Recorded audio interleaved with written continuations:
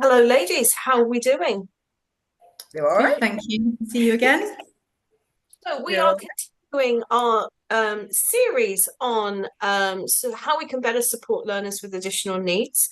And this time we are talking about how we can make sign up more welcoming. Now, Suze, I know you have an opinion about this. Um, Lots of providers and provider staff will sit there and go, "We're already really welcoming." but No?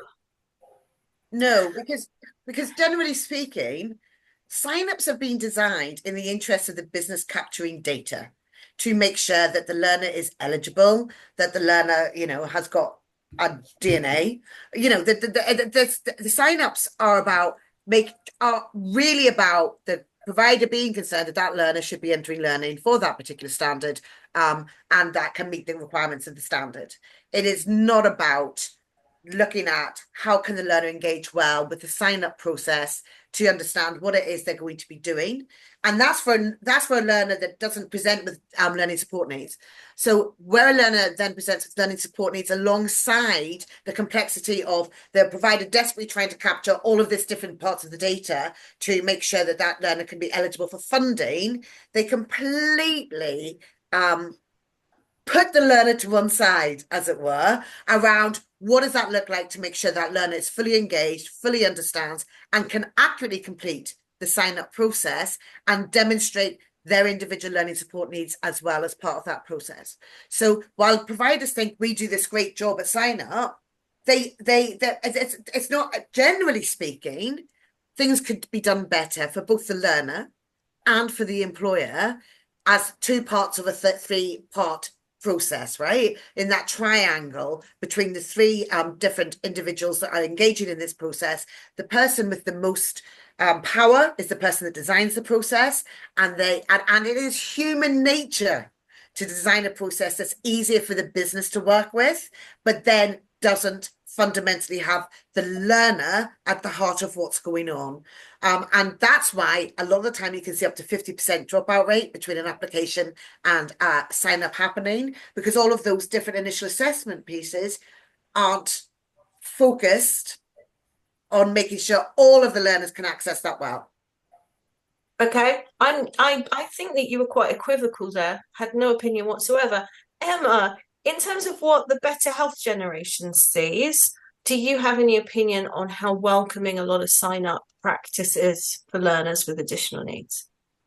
Well, I think for us, from our perspective, is by a lot of people are missed, the ones that need support, because it's not welcoming and it's rushed and it's all about getting that key information in order to get them over the line and signed up as quick as possible. Whereas the if the people tutors doing the sign up people doing those running those sessions were a little bit took a bit more were able to take a little bit more time and get to know those people and understand their needs, requirements, where they've come from, their past experiences, and build a rapport with them, then the learners or potential new learners would be much more open and they'd actually gauge much more from them just from the conversation, let alone from filling out all the forms, etc., and all the tick box bits. I do, and they're much more likely to be more forthcoming and honest about, what home life is like. Are there any safeguarding issues? Have they got any concerns? And also that helps to work out if that learner is the right fit for that apprenticeship as well. So it can prevent, a long-term fallout as well. So I think there's a huge piece to be done on making sure it is welcoming, because you're just going to learn so much more about that learner and understand, their needs and requirements and where the best fit is really. So yes, I do think there's a key point that's, lots of key points that are missed because it's just not, it's rushed. I feel like it's rushed, if I'm honest with you. It's a tick box exercise. It is Um, rushed. And, and and, that's where I think the and, problem and is. from an operational perspective, that makes sense, right? So from an operational perspective, we when want to lead be slick. managers are putting on the pressure, get the sign-ups in, get the sign-ups in. There's only a week to the end of the month. You haven't met your starts target yet. Get those sign-ups in.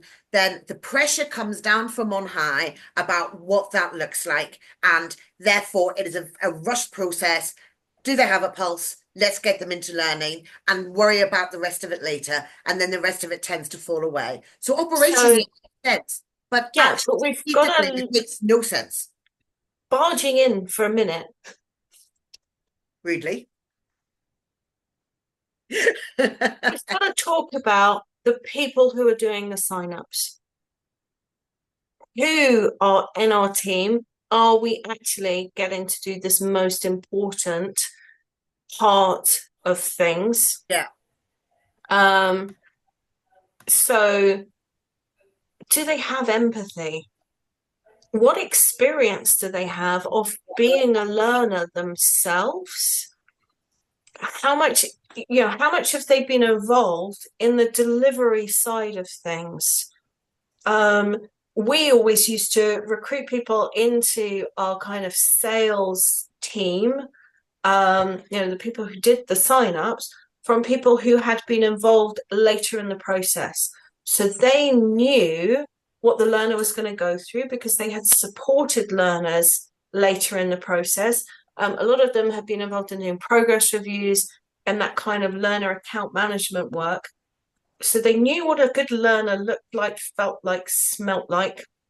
They knew the kind of things that those learners were going to need to do so they could answer those questions. And they knew the importance of the data that was being collected and why it was important that it was correct, because they'd been through that experience themselves of it biting them on the backside later in the process on that's just wrong. That made them more empathetic and nosier. So, Emma, you're talking about how lots of learners don't declare at sign up.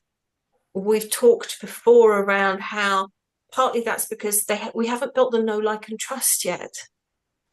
I'm not going to tell you something that I'm ashamed of because I've been made to feel ashamed of my difficulties my whole life if I don't yet know, like, and trust you. And also, if I think that you're going to turn me down if you know that information, why would I tell you?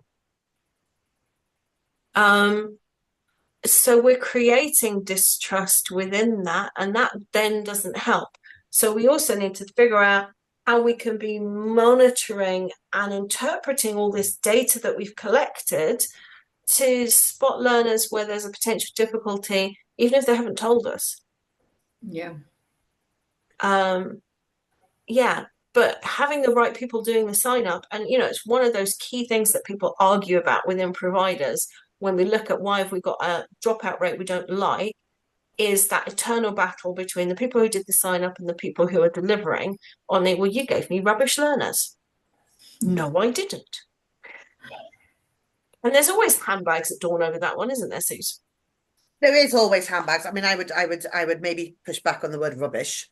I would maybe say that the learners that maybe shouldn't have been signed up for that particular standard because it wasn't relevant to them or they were unable to do it. But yeah, it's that idea that if you don't get it right at the very beginning, then your retention and achievement rates are always going to struggle. Yeah, I mean that's just science. If learners are not if learner support strategies are not being developed for individuals at the point of sign up, where you're capturing that data in a way that the learner is comfortable with, then that learner is a much less likely to retain and achieve the standard than if you're capturing the data and capturing it well and doing it the right way. So operationally, the pressure's on, rush it, rush it, rush it, rush it. Operationally, though, actually, it makes much more sense to slow it down, to make sure that in that initial phase between application and sign up happening, all of those initial assessment data points are being done really robustly and really, really well, so that those learners will engage properly with the process, and that know and trust thing is starting before the actual start of learning takes place. And for strategically for businesses, and I think this is the really important point, one OPP is not interesting. 18 months of OPPs are interesting. That 20% achievement payment is interesting. Yeah. The more you invest in the time and the staff that are doing that initial engagement and sign up process and really working through the additional learner support functions well as part of that, the more OPPs you're going to get per learner, because the more you're going to retain them and retain them for longer and retain them well. And the more they're going to achieve because you've identified at the very beginning what welcoming initial assessment process look like, where learners will fully engage, and then you can do those individual learning plans, which are specifically coached around those individual support needs, so that learner will feel wraparound support around that from day one in learning. And I get that sometimes a learner's not going to disclose for 6 months, and it will only be when they've got that really trusted relationship with tutor colleagues that they will finally come out with, and I'm going through this difficult time, or circumstances change while people are in learning. But generally speaking, too often, Emma, I know that you've probably had this experience as well, working with trade providers in the past. Too often, and I've been guilty of it, right? Julia will attest to this. When you're operationally in that moment, in that week, before the end of the month, and you just want to get your starts in, sometimes that really well thought through process just falls by the wayside. So people can be good.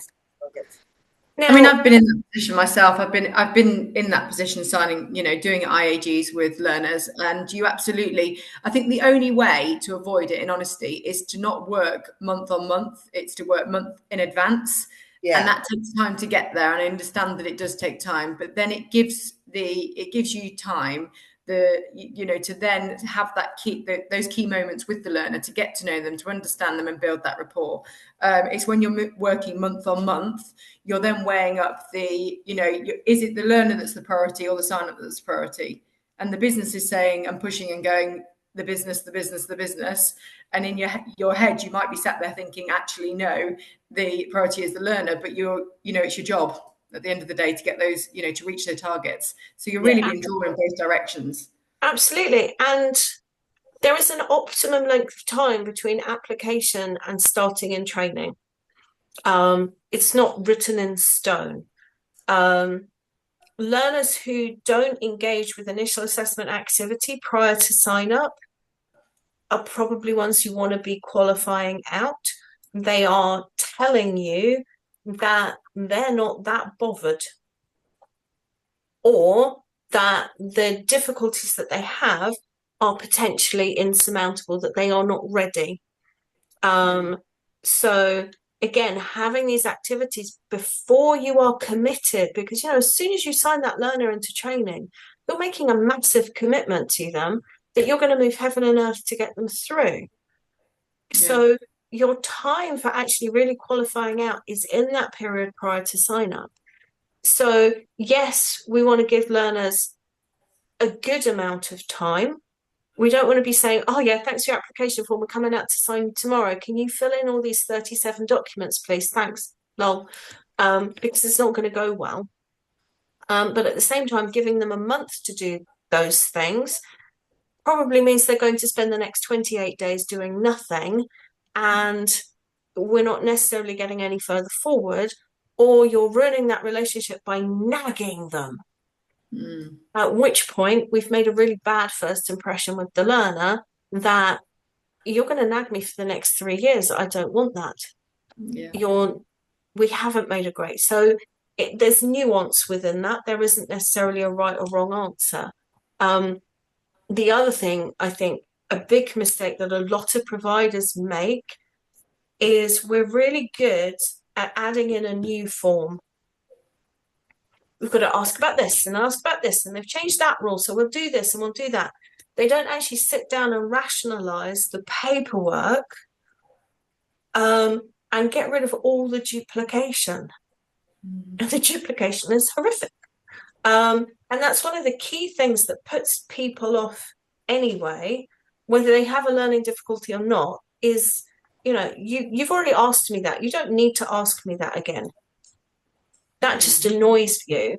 And if I've got a learning difficulty and I find this stuff hard, then you're making my life even harder, and again, demonstrating that you're not necessarily the provider for me. So what is good practice for learners with additional needs is also good practice for all the other learners. Yeah. Seems like a good place to end, doesn't it? Thank you very much, ladies. Speak to you soon. Bye.